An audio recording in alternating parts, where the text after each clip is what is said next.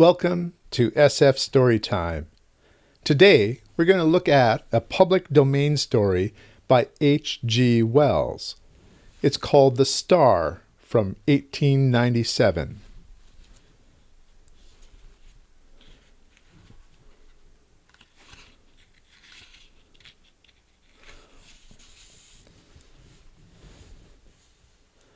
It was on the first day of the new year that the announcement was made, almost simultaneously from 3 observatories, that the motion of the planet Neptune, the outermost of all the planets that wheel about the sun, had become very erratic. Ogilvy had already called attention to a suspected retardation in its velocity in December.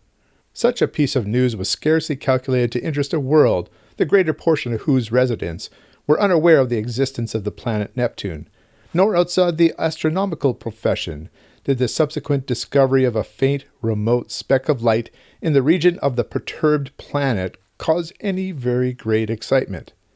Scientific people, however, found the intelligence remarkable enough, even before it became known that the new body was rapidly growing larger and brighter, that its motion was quite different from the orderly progress of the planets, and that the deflection of Neptune and its satellite was becoming now of an unprecedented kind. Few people without a training in science can realize the huge isolation of the solar system. The sun with its speck of planets, its dust of planetoids, and its impalpable comets swims in a vacant immensity that almost defeats the imagination. Beyond the orbit of Neptune there is space, vacant so far as human observation has penetrated, without warmth or light or sound, blank emptiness for 20 million times a million miles. That is the smallest estimate of the distance to be traversed before the very nearest of stars is attained. And, saving a few comets more unsubstantial than the thinnest flame, no matter had ever to human knowledge crossed this gulf of space, until early in the 20th century this strange wanderer appeared. A vast mass of matter it was, bulky, heavy, rushing without warning out of the black mystery of the sky into the radiance of the sun. By the second day it was clearly visible to any decent instrument, as a speck with a barely sensible diameter, in the constellation of Leo near Regulus. In a little while, an opera glass could attain it. On the third day of the new year, the newspaper readers of 2 hemispheres were made aware for the first time of the real importance of this unusual apparition in the heavens. A planetary collision. One London paper headed the news, and proclaimed Duchesne's opinion that this strange new planet would probably collide with Neptune. The leader writers enlarged upon the topic, so that in most of the capitals of the world, on January 3rd, there was an expectation, however vague, of some imminent phenomenon in the sky. And as the night followed the sunset round the globe, thousands of men turned their eyes skyward to see the old familiar stars just as they had always been. Until it was dawn in London, and Pollux setting and the stars overhead grown pale. The winter's dawn it was, a sickly, filtering accumulation of daylight, and the light of gas and candles shone yellow in the windows to show where people were astir. But the yawning policemen saw the thing. The busy crowds in the markets stopped agape. Workmen going to their work betimes, milkmen, the driver of news carts, dissipation going home jaded and pale, homeless wanderers, sentinels on their beats, and in the country, laborers trudging afield, poachers slinking home. All over the dusky, quickening country it could be seen, and out at sea by seamen watching for the day, a great white star comes suddenly into the westward sky. Brighter it was than any star in our skies, brighter than the evening star at its brightest. It still glowed out white and large, no mere twinkling spot of light, but a small, round, clear, shining disk, an hour after the day had come. And where science has not reached, men stared and feared, telling one another of the wars and pestilences that are foreshadowed by these fiery signs in the heavens. and in 100 observatories there had been suppressed excitement, rising almost to shouting pitch as the two remote bodies had rushed together and are hurrying to and fro to gather photographic apparatus and spectroscope, and this appliance and that, to record this novel astonishing sight, the destruction of a world. For it was a world, a sister planet of our Earth, far greater than our Earth indeed, that had so suddenly flashed into flaming death. Neptune it was, had been struck, fairly and squarely, by the strange planet from outer space, and the heat of the concussion had incontinently turned two solid globes into one vast mass of incandescence. Round the world that day, 2 hours before the dawn, went the pallid, great white star, fading only as it sank westward and the sun mounted above it. Everywhere men marveled at it, but of all those who saw it, none could have marveled more than those sailors, habitual watchers of the star, who far away at sea had heard nothing of its advent, and saw it now rise like a pygmy moon, and climb zenithward, and hang overhead, and sink westward with the passing of the night.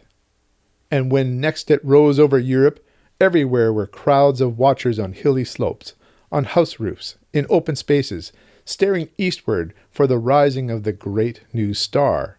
It rose with a white glow in front of it, like the glare of a white fire, and those who had seen it come into existence the night before cried out at the sight of it.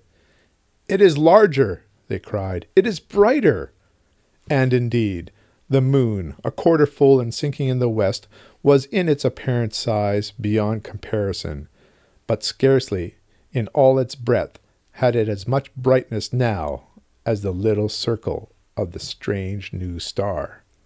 "It is brighter," cried the people clustering in the streets, but in the dim observatories the watchers held their breath and peered at one another.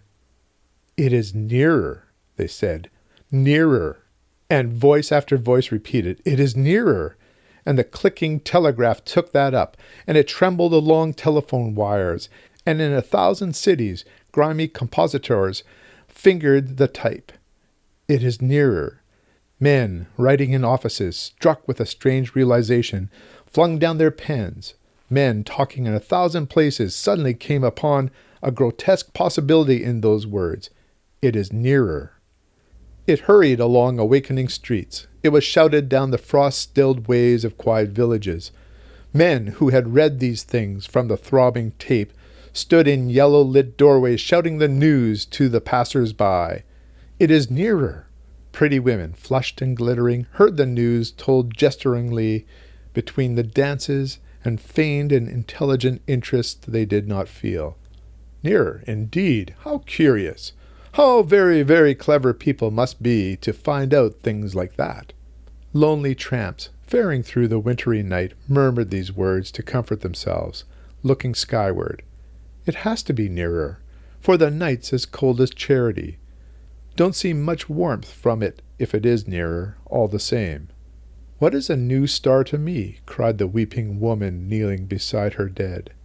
The schoolboy, rising early for his examination work, puzzled it out for himself, with the great white star shining broad and bright through the frost flowers of his window. "Centrifugal, centripetal," he said, with his chin on his fist. "Stop a planet in its flight, rob it of its centrifugal force. What then? Centripetal has it, and down it falls into the sun. And this, do we come in the way? I wonder." The light of that day went the way of its brethren, and with the later watches of the frosty darkness rose the strange star again, and it was now so bright that the waxing moon seemed but a pale yellow ghost of itself, hanging huge in the sunset.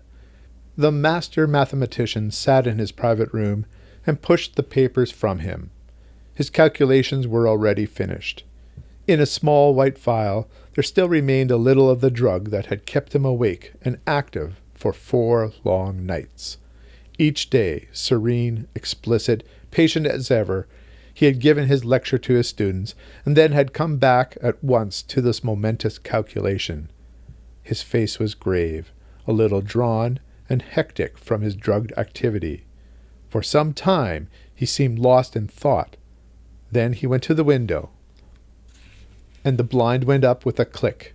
Halfway up the sky, over the clustering roofs, chimneys, and steeples of the city, hung the star.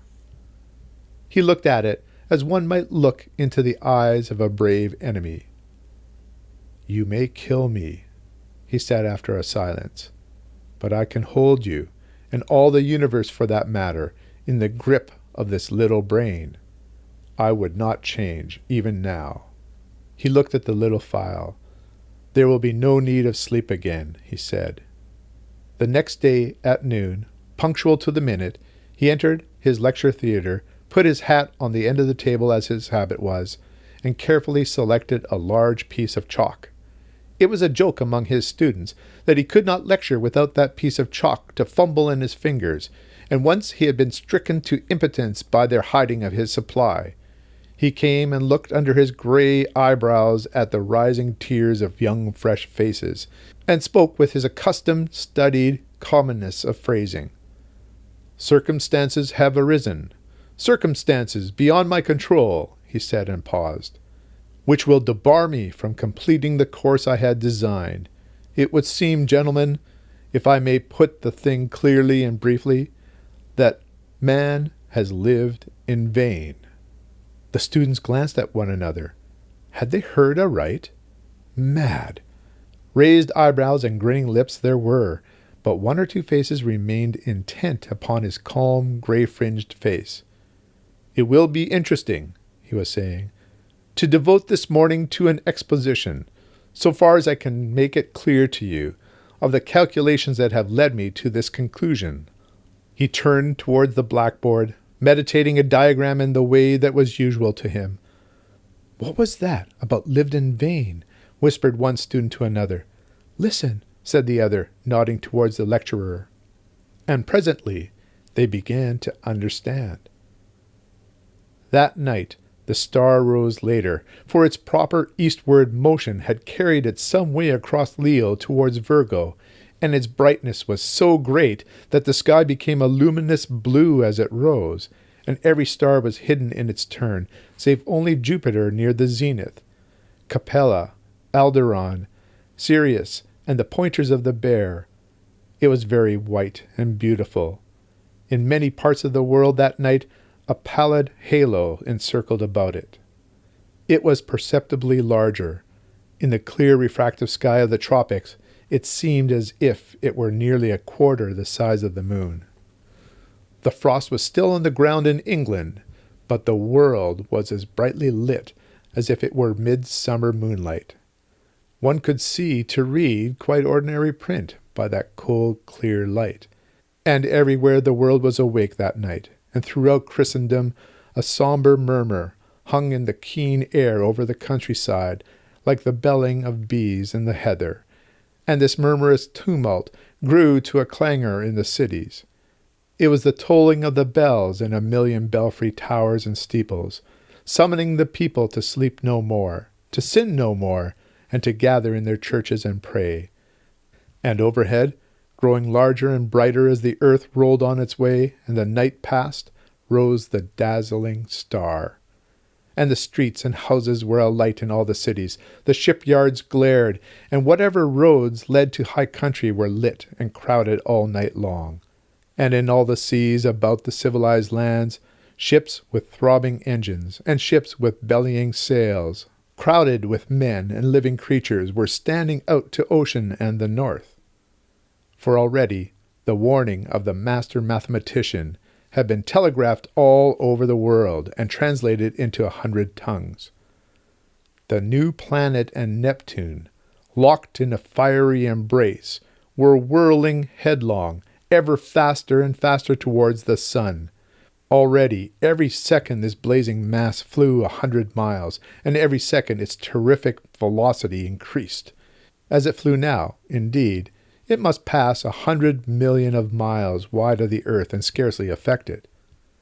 But near its destined path, as yet only slightly perturbed, swung the mighty planet Jupiter and his moons, sweeping splendid around the sun.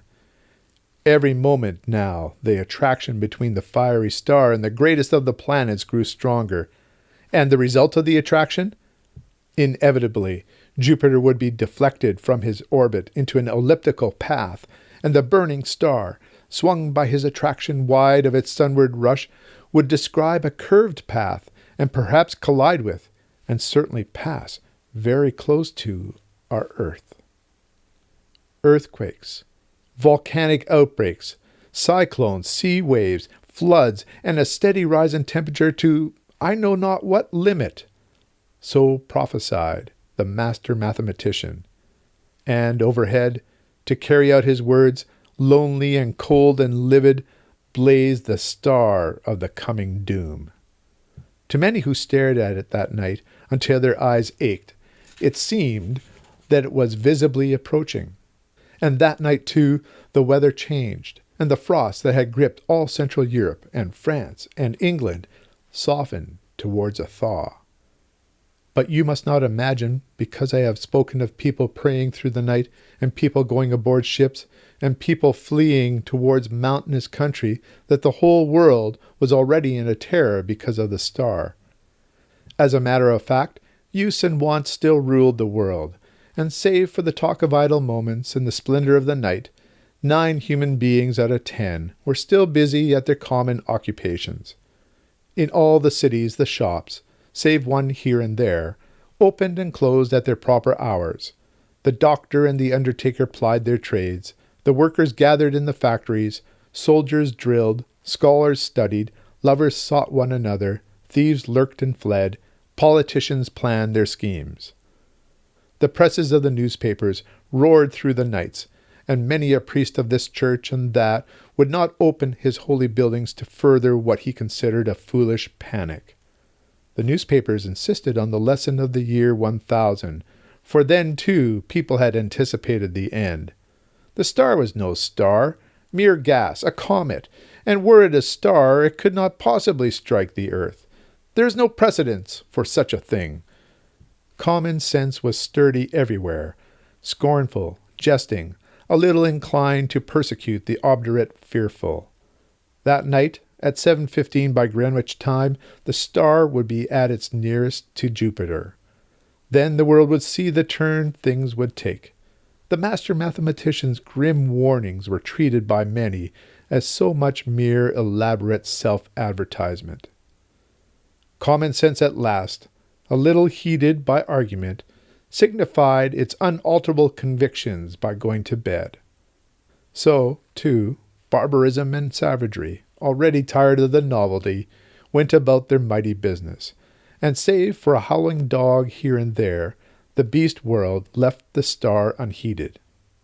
And yet, when at last the watchers in the European states saw the star rise, an hour later it is true, but no larger than it had been the night before, there were still plenty awake to laugh at the master mathematician, to take the danger as if it had passed. But hereafter, the laughter ceased. The star grew. It grew with a terrible steadiness hour after hour, a little larger each hour, a little nearer the midnight zenith, and brighter, until it turned night into a second day. Had it come straight to the earth instead of in a curved path? Had it lost no velocity to Jupiter? It must have leapt the intervening gulf in a day, but as it was, it took 5 days altogether to come by our planet. The next night it had become a third of the size of the moon before it set to English eyes, and the thaw was assured. It rose over America, near the size of the moon, but blinding white to look at, and a breath of hot wind blew now with its rising and gathering strength, and in Virginia and Brazil and down St. Lawrence Valley it shone intermittently through a driving reek of thunderclouds, flickering violet lightning and hail unprecedented. In Manitoba was a thaw and devastating floods, and upon all the mountains of the earth the snow and ice began to melt that night, and all the rivers coming out of high country flowed thick and turbid, and soon, in their upper reaches, with swirling trees and the bodies of beasts and men.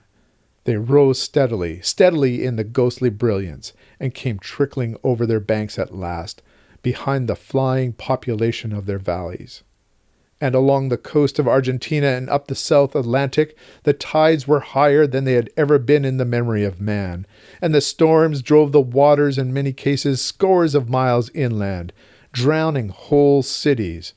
And so great grew the heat during the night that the rising of the sun was like the coming of a shadow. The earthquakes began and grew until all down America, from the Arctic Circle to Cape Horn, hillsides were sliding, fissures were opening, and houses and walls crumbling to destruction. The whole side of Cotopaxi slipped out in one vast convulsion, and a tumult of lava poured out so high and broad and swift and liquid that in one day it reached the sea. So the star marched across the Pacific, trailed the thunderstorms like the hem of a robe, and growing tidal wave that toiled behind it, frothing and eager, poured over island and swept them clear of men, until that wave came at last in a blinding light, and with the breath of a furnace, swift and terrible it came, a wall of water 50 feet high, roaring hungrily upon the long coasts of Asia, and swept inland across the plains of China. For a space the star, hotter now and larger and brighter than the sun in its strength, showed the pitiless brilliance, the wide and populous country, towns and villages with their pagodas and trees, roads, wide cultivated fields, millions of sleepless people staring in helpless terror at the incandescent sky. And then, low and growing, came the murmur of the flood. And thus it was with millions of men that night, a flight no whither, with limbs heavy with heat, and breath fierce and scant, and the flood like a wall swift and white behind. And then death. China was lit glowing white, but over Japan and Java, and all the islands of eastern Asia, the great star was a ball of dull red fire, because of the steam and smoke and ashes the volcanoes were spouting forth to salute its coming. Above was the lava, hot gases and ash, and below the seething floods, and the whole earth swayed and rumbled with earthquake shocks. Soon the immemorial snows of Tibet and the Himalaya were melting and pouring down by 10 million deepening converging channels upon the plains of Burma and Hindustan. The tangled summits of the Indian jungles were aflame in 1,000 places, and below the hurrying waters around the stems were dark objects that struggled feebly and reflected the blood-red tongues of fire. And in a rudderless confusion, a multitude of men and women fled down the broad riverways to that one last hope of men, the open sea. Larger grew the star, and larger, hotter, and brighter with a terrible swiftness now.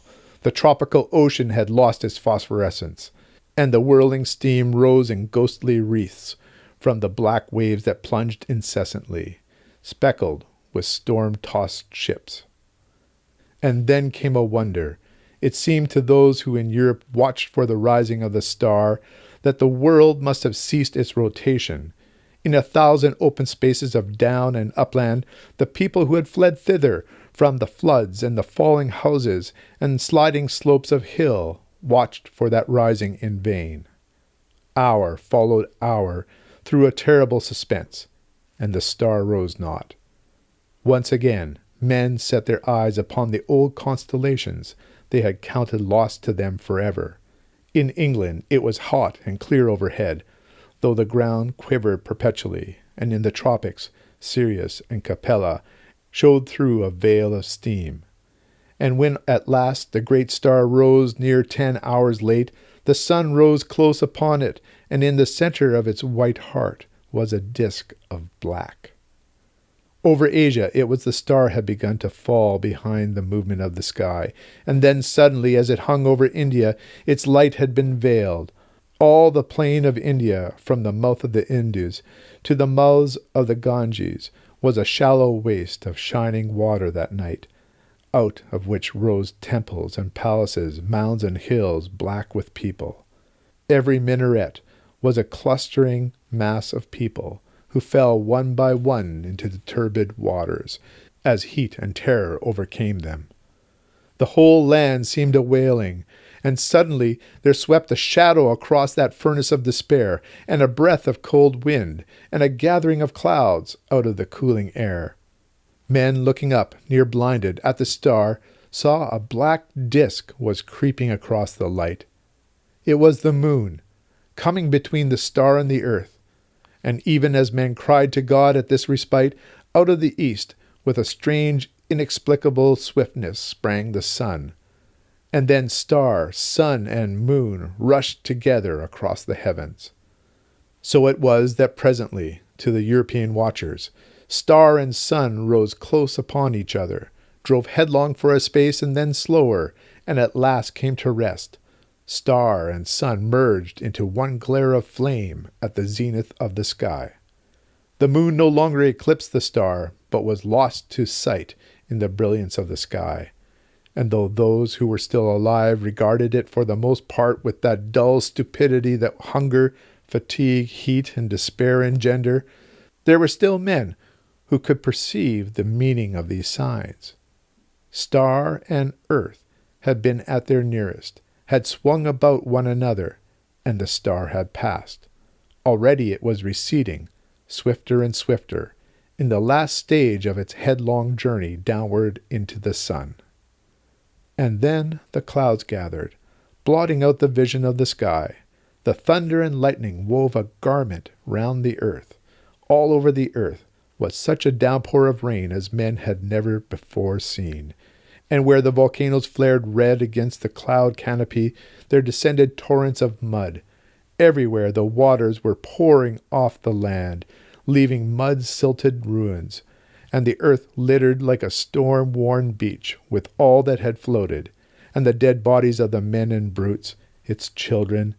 For days the water streamed off the land, sweeping away soil and trees and houses in the way, and piling huge dikes, and scooping out titanic gullies over the countryside. Those were the days of darkness that followed the star and the heat. All through them, and for many weeks and months, the earthquakes continued. But the star had passed, and men, hunger-driven and gathering courage only slowly, might creep back to their ruined cities, buried granaries, and sodden fields. Such few ships as had escaped the storms of that time came stunned and shattered and sounding their way cautiously through the new marks and shoals of once familiar ports. And as the storm subsided, men perceived that everywhere the days were hotter than of yore, and the sun larger, and the moon shrunk to a third of its former size, took now 80 days between its new and new. But of the new brotherhood that grew presently among men, of the saving of laws and books and machines, of the strange change that had come over Iceland and Greenland and the shores of Baffin's Bay, so that the sailors there presently found them green and gracious, and could scarcely believe their eyes, this story does not tell. Nor of the movement of mankind now that the earth was hotter, northward and southward towards the poles of the earth. It concerns itself only of the coming and the passing of the star. The Martian astronomers, for there are astronomers on Mars, although they are very different beings from men, were naturally profoundly interested by these things. They saw them from their own standpoint, of course. Considering the mass and temperature of the missile that has flung through our solar system into the sun, one wrote, it is astonishing what little damage the earth, which it missed so narrowly, has sustained. All the familiar continental markings and the masses of the seas remain intact, and indeed, the only difference seems to be a shrinkage of the white discoloration, supposed to be frozen water, round either pole, which only shows how small the vastest of human catastrophes may seem at a distance of a few million miles.